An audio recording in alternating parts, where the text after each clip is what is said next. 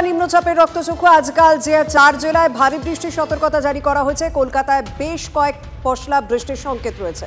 উপকূলে দমকা বাতাস বইতে পারে কলকাতাতেও। পুজো মণ্ডপে সতর্ক হওয়ার পরামর্শ আবহাওয়া দপ্তরের। দমকা হাওয়া কিছু মণ্ডপে ক্ষতির আশঙ্কা রয়েছে। ষষ্ঠী সপ্তমী অষ্টমীতে বৃষ্টি কিছুটা কমবে এবং এই 3 দিন রাজ্যে ভারী বৃষ্টির আশঙ্কা কোনো রকম নেই। নিম্নচাপ তৈরি হওয়ার কথা 25 তারিখে, গতকাল সন্ধ্যাবেলায় সেটা হয়েছে। এটি আগামী 24 ঘন্টার মধ্যেই গভীর নিম্নচাপে পরিণত হওয়ার সম্ভাবনা রয়েছে।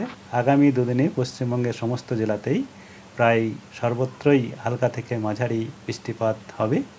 দুদিন 27, আজকে 26 আর 27, এই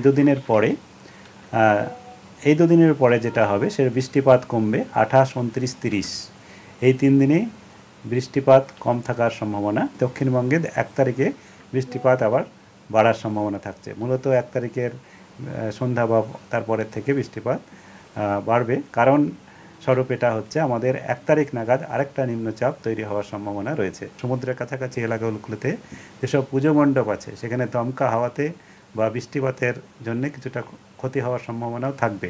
কারণ হচ্ছে আজকে রাত্রে বা কালকে সকাল পর্যন্ত বা দুপুর পর্যন্ত এইসব অঞ্চলে মাঝে মধ্যে দমকা হাওয়া 40 থেকে 50 কিলোমিটার পর্যন্ত যেতে পারে।